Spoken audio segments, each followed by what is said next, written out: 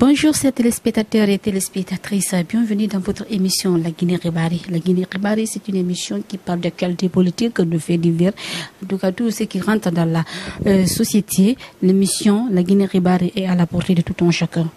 Aujourd'hui, nous posons pied dans le quartier équipé à la rencontre d'une jeune dame brave appelée Aminata Awil Souma qui a remporté un prix pour la Guinée. Avec elle, elle nous dira plus de précisions concernant ce prix, comment elle a obtenu ce prix et quelles sont ses motivations. Ici au micro pour la présentation, Fatma Ba, derrière le cadrage, Ibrahima Toufa ainsi là. Comme je l'ai si bien dit à l'entame de cette émission, nous sommes avec la dame brave appelée Aminata Awil Souma. Avec elle, en tout cas, elle nous dira comment elle a obtenu ce prix, quel est le sentiment qui l'a motivée à avoir aujourd'hui, c'est-à-dire ce prix qui est avec elle aujourd'hui. Madame, bonjour. Bonjour. Vous allez bien? J'espère que vous allez bien aussi. Oui, moi je fais bien. Merci beaucoup pour l'accueil. Dieu merci. Avant tout d'abord, moi j'ai énuméré votre nom. Présentez-vous pour nos téléspectateurs et téléspectatrices. Alors, je suis Souma Aminata à l'état civil, comme elle l'a dit, et Aminata Awil pour les médias et autres, sur les réseaux sociaux aussi. Je suis juriste de formation, journaliste de profession, activiste pour les droits humains et désormais pour les droits sur la protection des humains, la protection, activiste pour la protection des droits humains, tout ce qui est maintenant environnement. En tout cas, oui. Voilà, Madame Awil, nous avons vu la semaine dernière que vous avez remporté un prix. Ce prix, vous êtes venu avec ce prix à l'aéroport international d'Ahmed Sékou Touré devant un parterre de journalistes. Dites-nous, parlez-nous un peu d'abord de votre parcours. Le parcours est long. C'est le parcours concernant l'événement modèle international des Nations Unies. Oui. Ok. Comme toutes les opportunités, le modèle international des Nations Unies est à sa 3e édition et qui se passait pour la toute première fois en présentiel en Kinshasa. Donc le modèle international des Nations Unies, c'est une simulation de l'Assemblée des Nations Unies dans le but d'instaurer les jeunes sur les tables de décision et les préparer les futurs cadres de l'ONU. Donc c'est un peu ça l'objectif des comités en collaboration avec les Nations Unies et donc Kinshasa a été le cadre, le pays hôte de cette année et Dieu faisant, j'ai vu cette opportunité à travers les réseaux sociaux que nous prenons aujourd'hui pour faire beaucoup de choses, mais moi j'ai utilisé à bon escient. Et à travers les réseaux sociaux, j'ai découvert ce lien de formulaire, il fallait remplir et assez de processus, il fallait être présélectionné et parce que c'est une représentation étatique. Donc il fallait être d'abord présélectionné. Ensuite, il y avait un entretien très serein, très sérieux avec des experts en la matière. Surtout la thématique qui portait l'événement cette année, c'était la protection des droits humains dans un contexte de changement climatique. Et du coup, on a reçu des experts pendant l'entretien et qui nous ont écoutés de tous les différents pays. Il y avait assez de monde parce que le modèle des Nations Unies, ça ne regroupait pas que l'Afrique.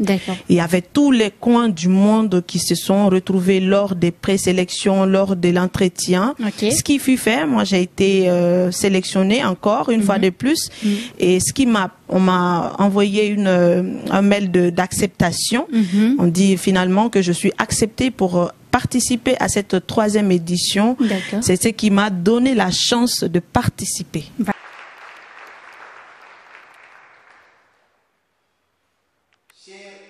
Voilà. Madame, vous avez participé. Franchement, on a vu votre participation, ce que ça a donné. Vous êtes rentré avec un prix. Ce prix-là, dites-nous, quel est votre sentiment? Le prix, c'est un sentiment de fierté, un sentiment d'espoir surtout, parce que je le disais tantôt, le prix là dit que la jeunesse peut encore se faire entendre autrement. Parce qu'on a l'habitude de voir en Guinée des jeunes sortir dans les rues, aller insulter les cadres. Mais moi j'ai décidé de manifester sur les tables de prise de décision. Lorsqu'on est jeune et qu'on on se rend compte de son rôle capital pour notre nation, moi je me suis dit d'abord qu'il fallait d'abord se faire entendre sur les tables de prise de décision. Et à partir de là, ce prix était pour moi un espoir, un espoir que la jeunesse peut se faire entendre, un espoir pour la jeunesse guinéenne, pour la jeunesse africaine, avant d'être pour la jeunesse du monde entier, et que les jeunes sachent que désormais nous avons la possibilité de rejoindre les hautes sphères de décision. Nous pouvons rejoindre les tables les plus grandes pour prendre des plus grandes décisions sur nos nations. D'accord. Voilà, madame.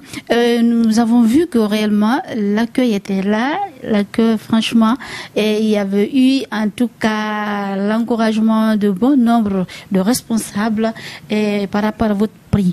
Aujourd'hui, qu'est-ce que vous avez à dire à la jeune génération qui sont là, franchement, rester bras croisés et puis rester en décourageant les autres qui ne veulent pas avancer. Les gens qui veulent avancer, on les décourage. Tout d'abord, il faut savoir ce que l'on veut dans la vie. Il faut savoir, quand on est dans un pays, il faut savoir déjà qu'est-ce qu'on apporte pour le pays avant de demander qu'est-ce que le pays m'apporte. Lorsqu'on est né en Guinée, lorsqu'on est guinéen, la Guinée, je crois, comme beaucoup d'autres pays en Afrique, l'école est gratuite, à moins que vous avez l'option pour aller dans les privés. Mais sinon, nous avons étudié dans les établissements publics. Moi, la plupart de mes parcours des études, quand même, c'était dans les établissements publics. Ce qui fait que je n'ai pas payé les études, sauf en terminale. Du coup, j'ai un devoir envers ma nation. Donc, les jeunes doivent comprendre d'abord que nous avons une responsabilité envers nos nations. Il faudrait que chacun sache, en fait, prendre ses propres responsabilités. Et sinon, comment ne pas évoluer et laisser les autres évoluer? Ou pourquoi décourager des personnes qui veulent évoluer? Ce n'est pas savoir ce que l'on veut ou ce qu'on peut apporter à la nation. Moi, je me dis que j'ai une responsabilité envers ce pays qui m'a vu grandir, qui est en train de me voir grandir. Et du coup, je ne vais jamais dire à un jeune, couche-toi, écoute, mets-toi à la maison ou ne rien faire. C'est pas possible. Il faudrait que la jeunesse se réveille et il faudrait que la jeunesse se forme, parce que le modèle international des Nations Unies, c'est un cadre d'échange, mais aussi de formation. Nous avons reçu la présidence de la République démocratique du Congo à travers le conseiller principal de la présidence qui nous a offert des masterclass, sur la diplomatie onusienne. Donc ce sont des échanges, ce sont des formations que les jeunes ne doivent pas rater. Aujourd'hui, partout on dit, ok, là, il y a la formation, les jeunes doivent s'intéresser. Que ce soit une formation rémunérée ou pas, je pense que d'abord il faut penser à sa formation, parce que comme je l'ai dit très souvent, le bonheur ne se trouve pas dans la rue, mais le bonheur se trouve dans la formation. Si nous jeunes, nous nous formons, nous allons parvenir à résoudre certains de nos problèmes. Voilà.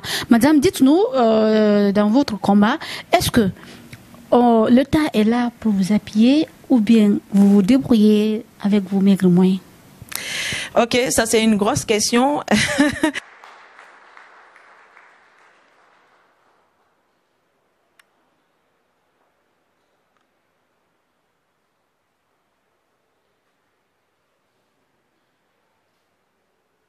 D'accord, l'État est là pour nous accompagner à travers, moi particulièrement, à travers le ministère de la Culture, désormais le ministère de la Culture et de l'Artisanat, à travers le ministre Moussa Moïse Silla, en l'occurrence. Donc, il m'a soutenu dans ce voyage. Il y a également d'autres cadres de l'État, Monsieur Honorable Cheikh Traoré, qui m'a aussi boosté. D'ailleurs, c'est bon pour moi de lui dire encore une fois de plus merci. Il a aidé dans le déplacement. Quand même, il faut le rappeler, pour aller en Kinshasa, le billet coûte excessivement cher. 17 millions, ça nous a coûté, ça l'a coûté, mais il n'a pas regardé sa poche. Il a sorti tout de suite, Monsieur Honorable Cheikh Traoré, il est le secrétaire exécutif de la synergie JMD, Général Mamadi Doumbouya. Du coup, quand de telles personnes, de tels cadres nous viennent en aide, il ne faut pas s'attendre que ce soit le président qui nous aide. C'est des personnes qui se disent que il ne faut pas que ce soit l'État seulement. Parce que l'État, c'est toi, l'État, c'est moi, l'État, c'est chacun d'entre nous. C'est des personnes comme M. Tamba Brice Camara qui ont mis la main dans la poche pour sortir les billets d'avion, malgré que ce soit cher. D'accord. Ils ont sorti, ils m'ont donné, ils m'ont porté confiance. Donc, ramener ce trophée, ça a été aussi une grande fierté pour eux. Donc, quand vous me demandez si l'État m'aide, bien sûr, à travers des citoyens engagés qui se trouvent dans ce pays. Dans votre lutte, madame, avec ce prix, toujours, on va s'accentuer sur ce prix. Dites-nous, votre venue de la maison, quel était l'engouement aussi de la famille, voyant madame Awil Souma pour les intimes. En tout cas, nous, on s'est habitués, hein, madame Souma Aminata. C'était merveilleux. C'était merveilleux lorsqu'on voit son enfant qui part dans un autre pays, dans une autre nation, devant des milliers de jeunes, se démarquer. C'est un sentiment d'abord de joie qui animait toute la famille, les amis, surtout les collègues du groupe Amorpho Guinée qui m'ont aussi fait un accueil très chaleureux du côté d'Amorpho Guinée à travers le PDG du groupe Monsieur Kourouma Amadou et passant par le directeur Sekou Robert Kourouma. Ce sont vraiment des gens qui attendent quelque chose de moi parce qu'ils sont en train d'investir en moi, ils croient en mes potentiels. Donc il y avait la joie autour de moi partout, les félicitations, les encouragements parce que c'est un lancement, c'est pas encore fini, ça ne fait que commencer. Cela prouve juste à la jeunesse que oui, nous avons notre place, il faut juste qu'on sache où s'asseoir. Il faut pas être sur toutes les tables, mais la table, il nous faut aller s'asseoir, que c'est encore possible d'aller là-bas. Donc il y avait la joie déjà de l'aéroport jusqu'à là, les collègues de la presse, sans oublier à travers AOD de Afrique Info, il y avait qui a rassemblé toute une multitude de presse autour de l'événement, de mon accueil et tout ça. Vraiment, c'est le moment pour leur dire merci encore une fois de plus. Merci, vous avez fait fort, vous m'avez montré que vous êtes avec moi, mais vous êtes avec la jeunesse guinéenne. Avec ça, madame, aujourd'hui, la jeune génération, surtout la jeune féminine, parce que là, non seulement vous tenez le haut du pavé, aujourd'hui, pour la jeune féminine, c'est une fierté pour la jeune féminine. Est-ce que cette jeune féminine peut être exemplaire comme vous? Oui, elle peut être exemplaire. Il y a, comme je l'ai dit souvent, tout ce qui n'est pas fatalité, nous pouvons remédier à ça. Donc, lorsque la chose n'est pas forcément la volonté de Dieu et que tu sais que tu peux remédier à cela, c'est possible. Par exemple, à travers mon prix, je compte investir fermement à travers la collaboration avec le ministère de la Jeunesse et Monsieur Ali Badara, désormais Elhadj Ali Badara Condé, et à coacher pour le moment plus de 100 jeunes, ou en tout cas 100 jeunes, avec l'accompagnement du ministère de la Jeunesse et en l'occurrence le secrétaire général, Monsieur Kaba. Du coup, on compte former lors de la présentation du prix aux autorités plus de 100 jeunes que nous souhaitons accompagner dans le leadership et dans l'entrepreneuriat, l'esprit d'entrepreneur. Il faudrait que nous nous réveillons, que la jeune féminine sache que quand nous réclamons l'égalité, il faut se réveiller très tôt. Parce que nous avons vu nos papas qui se réveillent tôt, nous avons vu des papas qui rentrent tard. Il n'est pas dit qu'il faut enlever le pantalon sur l'homme. Il faut se lever aussi pour se battre à travers des débats d'idées, à travers des centres de prise de décision, à travers des formations. Par exemple, c'est un cadre qu'on offre tout à l'heure. Ça va être lancé bientôt. C'est à la fin de ce mois. À la présentation de ce prix aux autorités, nous allons former 100 jeunes désormais et je pense que la candidature féminine sera beaucoup plus encouragée. C'est une manière aussi de leur amener sur les tables de décision et je crois que rien n'est impossible, que la femme, la jeune fille guinéenne peut faire mieux. D'accord. Madame, pour les autres éditions, qu'est-ce qu'on attend de vous encore? On attend de moi beaucoup de choses. On attend de mon pays beaucoup de choses. Parce que déjà, on a réussi à s'imposer. Parce que il faut quand même le rappeler, il y avait tous les continents étaient représentés. Des jeunes venant de partout. Et à Kinshasa. Donc, se démarquer dans ces lots-là, il faut quand même le rappeler, il y avait 245 délégués, pays représentés. Il y avait 55 organisations internationales et 45 autres personnalités et tout. Donc, en tout, il y avait 300 délégués qu'il fallait défendre la thématique sur les droits de l'homme dans un contexte de changement climatique et de dégradation de l'environnement. J'avoue que ça n'a pas été facile parce qu'il y a des pays qui n'ont pas eu la chance du tout à prendre la parole. Et moi, comme vous le savez, j'ai pris la parole. Une fois, j'ai présenté la position du pays. Ensuite, par rapport à la thématique, les réchauffements climatiques. D'ailleurs, ça bat son plein en ce moment. Ça fait des dégâts dans beaucoup de pays. Et en plus, il fallait former 2 blocs. Répartir le monde en 2 blocs. J'ai été aussi rapporteur du premier bloc. Et donc, j'ai présenté aussi une résolution au nom de mon groupe. Du coup, ça fait de moi, vraiment, j'ai brillé de toutes les manières que je pouvais. J'ai représenté non seulement la jeune fille guinéenne, mais aussi celle africaine. Mais elle n'est pas qu'africaine parce qu'elle est mondiale, parce que la cause, elle est commune. Voilà. Aimables téléspectateurs et téléspectatrices, avant d'abord de mettre fin à cette émission, Madame Avil, en tout cas votre mot de la fin de cette émission pour la jeune génération qui nous regarde aujourd'hui et pour nos autorités aussi, qu'est-ce que vous en dites? D'abord à la jeunesse. D'abord, je souhaite dire à la jeunesse, c'est bon de rêver, mais c'est bon aussi de vivre ses rêves. Aujourd'hui, la plupart de cette jeunesse, la plupart de nous jeunes, et nous les enfants surtout de 2000, on est très compliqués parce que nous avons des rêves, nous avons des ambitions démesurées. Il faut quand même se lever pour vivre ses rêves. Moi, j'ai toujours souhaité voyager, mais dans le cadre professionnel. Et tout mon premier voyage a été dans le cadre professionnel, ce qui fait encore 2 fois, ce qui fait encore 3 fois. Récemment, maintenant, je viens de Kinmoun pour encore une représentation étatique. L'État, je n'ai pas attendu que l'État fasse quoi que ce soit pour me présenter au nom de la Guinée. Parce que je pense que la Guinée, c'est une république, c'est une affaire commune. Et du coup, cette jeune qui est en train de rêver, je pense qu'il faut se réveiller de ce rêve et la vivre maintenant, réellement. C'est que tu penses que tu peux devenir là. Si tu veux devenir ministre dans ce pays, si tu veux devenir cadre, tu veux devenir un cadre diplomate, comme je le souhaite déjà, je suis sur ce chemin-là. Donc toi, si tu penses que tu veux devenir ce que tu veux là, journaliste ou quoi que ce soit, c'est possible, c'est bien possible. Il faut se lever. Si tu es simple citoyen, parce qu'il n'y a pas de simple citoyen, mais il y a d'autres qui se réclament simple citoyen. Je pense que chacun a un rôle à jouer, parce que nous sommes dans un pays où il y a quand même les droits et les devoirs. Lorsque l'État a fait sa part, il faut se lever aussi, faire son côté, ce qu'il faut faire pour le pays. Aux autorités guinéennes, je pense qu'il faut, c'est le moment pour moi, l'occasion de dire cela.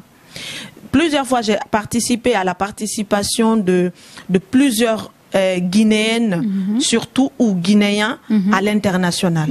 Le seul problème qui est là, c'est quand nous venons vers les autorités, il y a un problème pour trouver les billets d'avion. Il y a un problème pour trouver les billets d'avion et cela freine sur notre participation, la représentation du pays à l'international. Lorsqu'on est concentré sur une thématique donnée et que nous courons gauche à droite dans les différents ministères, on ne peut pas citer, mais il y a des gens qui nous disent carrément il n'y a rien, on va vous accompagner de façon institutionnelle.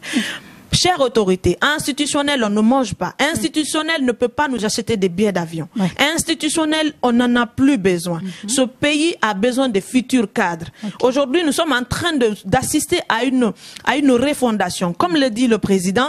Donc, il faudrait que les autorités compétentes, les ministères compétents puisse vraiment agir financièrement pour accompagner chaque jeune qui a une ambition ou qui a quelque chose, un projet à l'international. Nous l'avons assisté, l'ambassadeur Hakim qui a été du côté de la France, même le billet d'avion, il n'a pas reçu de la part de qui que ce soit de son pays. Il a mis sa main dans sa poche. J'ai participé, j'ai assisté à beaucoup de scènes comme ça. Heureusement, moi, monsieur le ministre Moussa Moïse était là et l'honorable Cheikh Traoré était là avec monsieur Tamba Brice qui se sont dit que j'ai quelque chose, j'ai la capacité de faire quelque chose pour le pays et ils ont mis la main dans la poche pour que je puisse participer à cela. Donc cet appel, c'est pour dire à la nation, non seulement aux bonnes volontés, mais aussi aux autorités au plus haut niveau. Lorsque nous voulons représenter la Guinée, nous sortons de ce pays. Ce n'est pas nos prénoms qui sont en avant, mais c'est la Guinée qui est en avant. Lorsque nous venons dans vos ministères, écoutez-nous et voyez le projet, la pertinence du projet, ne voyez pas nos têtes. Voyez la pertinence du projet, voyez la Guinée, voyez le rouge, jaune, vert et accompagnez les jeunes qui ont des projets. Quand même, il faut le rappeler, lorsqu'on sort de la Guinée est appréciée à l'extérieur. La Guinée, c'est comme un modèle à l'extérieur. Moi, je l'ai assisté à Kinshasa lors de la représentation de la Guinée, mais quand même, il faut que les autorités mettent la main encore de plus dans la poche pour aider ces jeunes qui partent représenter le rouge, jaune, vert à l'extérieur. Ensemble, je pense que l'autorité doit jouer son rôle, continuer à jouer son rôle. Les jeunes ou les femmes, tout le monde dans ses bottes, chacun doit jouer son rôle. Je pense qu'il n'y aura pas de cri du cœur, il n'y aura pas de ceci ou cela. Chacun va aller pour que la Guinée devienne seulement un pays, une nation et un but. Je pense qu'il n'y a que cela que nous pouvons avancer. Pour terminer, je dis seulement, soyons unis, parce que chaque jeune, chaque nation, chaque citoyen, chaque femme, chaque individu mérite une bonne condition de vie. Voilà, aimables téléspectateurs et téléspectateurs, ce sont les propos de Madame Aminata Souma que vous avez suivi. Voilà, ainsi prend fin cette émission. Merci de l'avoir suivi. Ici au micro pour la présentation, Fatma Taba, derrière le cadrage, l'homme aux 1000 connaissances, Ibrahima Tofanye Silla. On se retrouve la semaine prochaine. Au revoir.